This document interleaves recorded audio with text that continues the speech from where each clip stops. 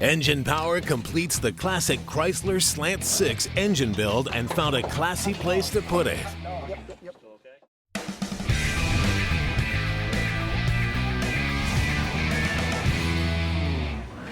Last week on Engine Power, you saw us tear down a 225 cubic inch Slant Six, which was Chrysler's most durable and reliable engine ever built. Unfortunately, ours sat out in the elements and heavy corrosion kept us from reusing it. So we started with a later model block and had it freshly machined. Now the crank was installed with an upgraded one-piece rear main seal, and reconditioned rods were dropped through the bores with new pistons attached.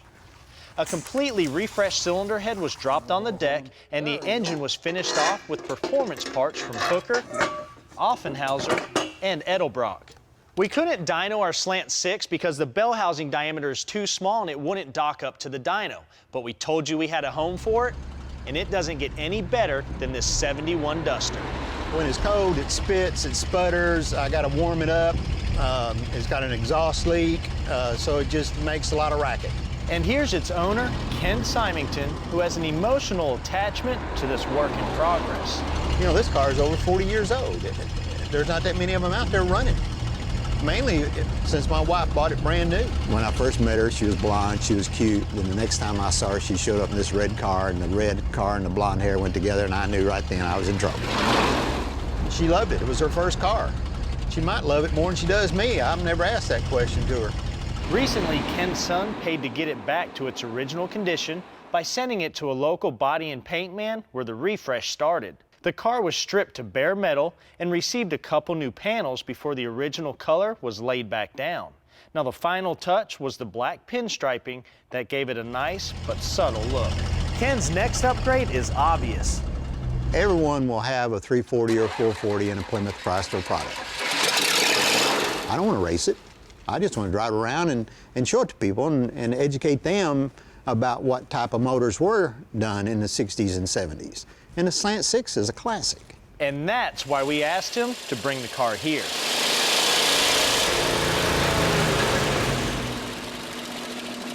This is actually more fun than dynoing a big power car. I feel safer, but not really. Just for fun, let's see what this one has left in it. All right, here we go. We'll make the pull from 2,000 to 3,800 and hope we can make it there. This isn't the original 225 engine.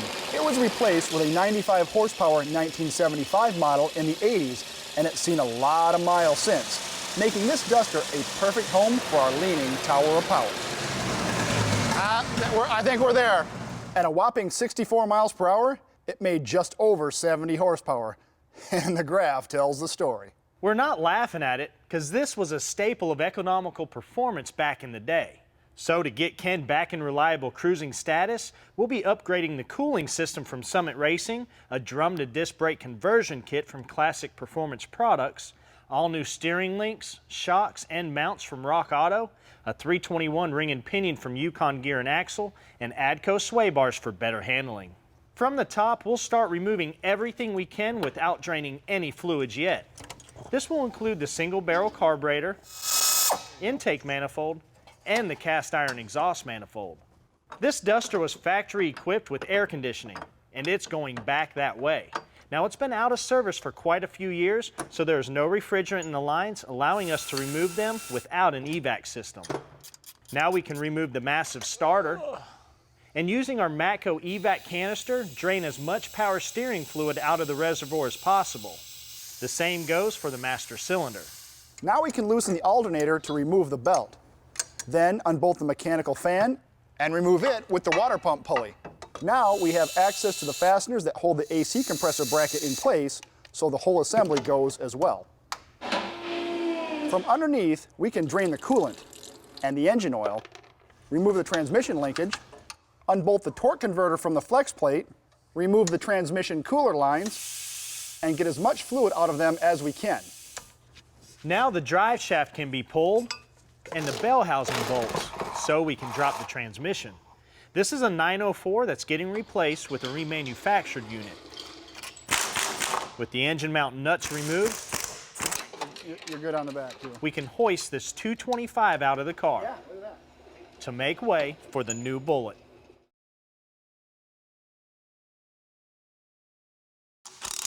We're back, and before the new engine and trans goes in, we have plenty to do underneath.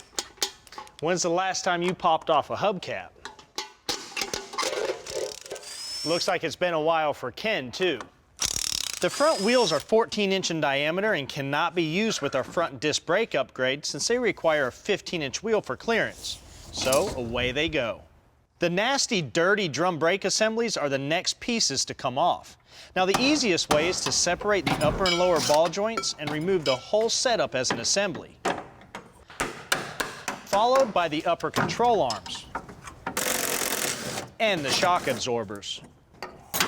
We're also going to replace the bushings in the strut rods so they can be removed as well. This requires removing the torsion bar by loosening the nut up front and removing the retaining clip at the back. Now the bar can be pushed rearward so we can remove the lower control arm assembly.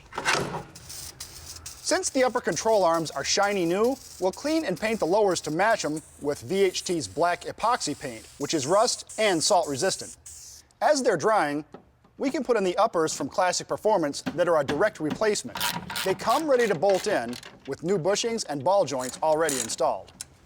New bushings and washers are going on the strut rods to eliminate movement that can affect the car's alignment while driving. On the other side of the strut rod, we can attach the freshened up lower control arm as it slides through the K-member. And with the lower arm forced down with a pry bar, we can reinstall the original torsion bar and retain it out back with the factory clip. This drum to disc brake conversion from Classic Performance fits 63 through 76 B and E body Mopars. Now it comes with an 11-inch vented rotor that has a 5 on 4.5-inch bolt circle. Now you also get a power assisted booster, master cylinder, and proportioning valve already pre-assembled. Now the kit also includes brand new spindles, steering links, calipers, brake pads, and the hardware for an easy installation. The spindles mount to the lower control arms first, using the supplied castle nut and cotter pin. Now the upper control arm can attach to the spindle the same way. With the bearings and spindle greased, we can slide the rotor into place. The spindle nut needs to be finger tightened as you rotate the rotor. Now once all the play is out of the bearings, I'll preload it to the next slot the cotter pin can drop into, since the bearings are new. The new pad can go in place, followed by the single piston caliper with the other pad inside of it. These clips are all that retain it. Something else Ken needs besides an engine are new shocks. Now these are KYB gas adjust we got in from rockauto.com. Replacing the brake lines is a must for a car this old. These came with the brake conversion. With new brakes and suspension, we're going to put the firmness back in the steering wheel as well. We're going to replace everything in it that has a ball joint because, frankly, we know they're all worn out. And that'll include a new pitman arm, idler arm, and new inner and outer tie rod ends with new adjusting sleeves. The first thing to go is the worn out idler arm. We'll use our Matco air hammer and ball joint separator to remove it. The new one can go back in its place and tighten down. The pitman arm joint separates the same way. Then the nut securing it to the steering box gets removed. We'll make sure to note the position it's in so it goes back the same way to keep the steering centered. Using this pitman arm remover, we'll pull it off the spline shaft that it's wedged onto and replace it with a new one, making sure it's in the same location. Now, reattach the drag link and finish the steering off with new tie rod ends and sleeves. All the front end needs is our Slant Six to fill that big hole. From the stand to the chassis, the engine's dropping in, and so does the owner, coming up. That's super cool. We're back and ready for the true purpose of this classic engine build, bringing it to life in a classic, era-correct cruiser. With its new mounts and this Duster's oil pan and pickup installed, it's time to drop it in. Hot dog. Nice, nice. I'm good right here. Coming down. Look, how's that other side? Oh, something happened. It's in. Yes, yes, yes. Look at that, with the header on. Nice job. Very clean looking. Powertrain Products sent us this Reman 904 automatic transmission. Now their rebuild process is straightforward. Keep the original parts together, like the valve body, the case, and hardware, like it left the factory for a more reliable unit. Now once assembled, each one is tested on their custom dynos that apply force to replicate real-world driving conditions, so they know it's a solid unit before it leaves their facility. They also triple check all the threads and fasteners to ensure proper torque specs are achieved. Plus, they supplied the torque converter to make this a package deal. A 318 Dodge Ram starter that's smaller and spins faster will fire up the slanting. Now the booster and master cylinder are the final pieces for the front brakes. The assembly bolts to the factory master cylinder studs. It's also getting a new power steering pump and AC compressor from Rock Auto. Voltage will be supplied to the battery with a new alternator from Rock Auto as well. Now the freshly painted fan can go on, and to drive all this, 3 new V-belts. To keep this Slant Six cool, this replacement radiator that's a direct fit from Rock Auto. It's also getting new hoses. In fact, we finished off the entire engine hookup from the wiring to the fuel lines and on up to this classic Mopar air cleaner. We tore the rear end down as well, replacing the 276 ring and pinion with a 321 from Yukon Gear and Axle. The leaf springs had little spring left in them, so it's getting these from Classic Industries. And pair them up with new shocks as well. For rollers, Coker Tire Mopar rally wheels with trim rings and center caps, wrapped with BFG Silvertown Redline radials made by them as well, which will complement the car's color. The exhaust is made from scratch using Magnaflow's 2.5-inch stainless pipe and an 18-inch straight-through muffler, finished off with a turndown. At this point, this project is done. Wow. And just in time. That's super cool. I feel like a kid. I feel like a kid at Christmas. Yeah. Well, the good thing is you can pull it out of your duster, put it in the tractor, and put it back in the duster. It's multi-purpose. How many horses do you think it's pulling? We're about to find out. Oh, it's those red striped tires that are really making that paint job pop. All right, Ken, we didn't tell you, but when you dropped the car off, we went ahead and put it on the dyno to get a baseline. It only made 71 horsepower. All right. Now, how was that for a motor of that age? I think I have a lawnmower that makes a little more. We're taking this one to a safe 4,500 RPM. Look at that, 125 horsepower. Get out of here. 161 foot-pounds of torque. Wow. We're not done. Oh, we're not? No, we're gonna pull a little more out of it. Oh, really? Yeah. Wow. Let's make a timing change. 2 more degrees of initial timing for a total of 6.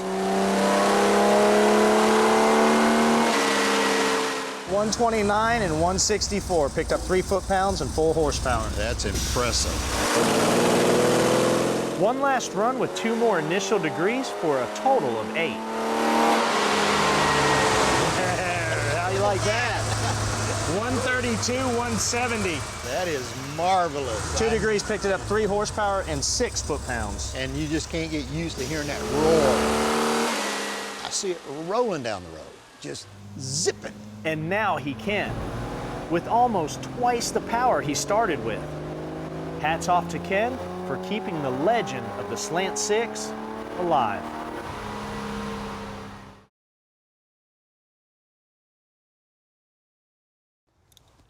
An important but often overlooked aspect of engine building is balancing, and there's 2 types of balancing that are done to your power plant when you take it to the machine shop. The first is dynamic, meaning spinning the crankshaft with bob weights attached to it on a machine to measure the balance tolerance. The other is static, meaning weighing all the components and making them weigh within a certain amount. Since inline cranks don't require a bob weight to get spin balanced, the parts don't have to go with the crank to the machine shop. Mike and I are going to show you how to static balance pistons and rods yourself with a few things you most likely have lying around, like a belt sander, a die grinder with a few cartridge rolls and carbides, plus something you'll actually have to buy, like this affordable Goodson balancing setup. Now, doing this yourself is going to save you money at the machine shop on any inline engine, since they won't have to take the time to balance these parts themselves. Now, weight matching all of these components is going to help the engine to run smoother and last longer, no matter the application. With our Goodson gram scale fired up, we'll start by weighing the pistons. Be sure to pre-number them so you can keep track of the weights to avoid confusion. Now, what we're looking for are the lightest ones in the set. Now, we recorded the weight of each piston and found the lightest ones, which come in at 604 grams. The goal is to get them all to weigh within 1 gram of each other, so the next step is to set up your die grinder to start removing some material. Now, make sure you also have your safety glasses on for this, because you don't want the aluminum in your eyes. Starting with the heaviest, which was P1 at 607 grams, the object is to lightly grind around the thickest part of the pin boss area, which removes weight. Make sure to repeatedly check it on the scale during this process.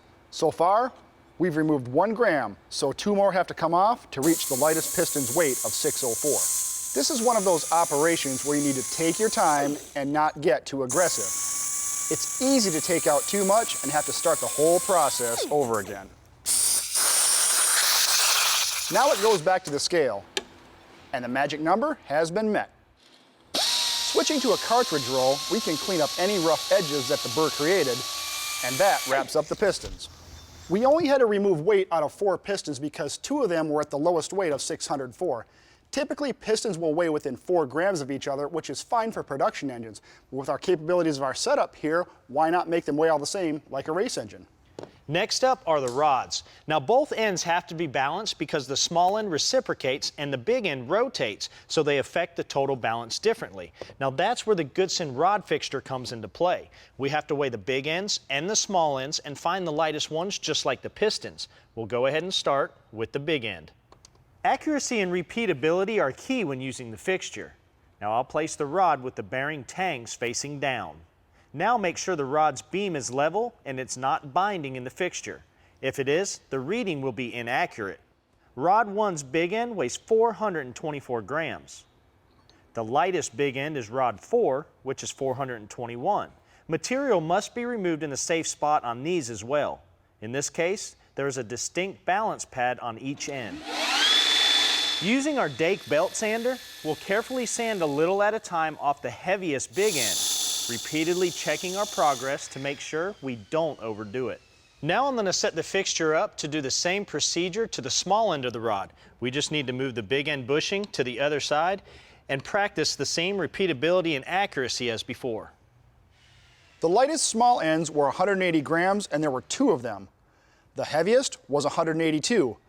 That's a close range for factory production pieces. Now I'll match the weights to the lightest, the same way as the big end on the belt sander.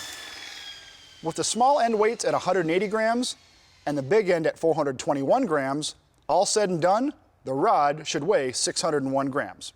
And here's how to confirm that. You put the rod directly on the scale and the magic number will pop right up. Job well done. Balancing the pistons and rods yourself is another task that you can add to your engine building skill set. Plus, with a setup like this, you can pay it off and even put a little money in your pocket, helping your buddies out too. So remember, keep your balance and may the slant be with you. We'll see you next time.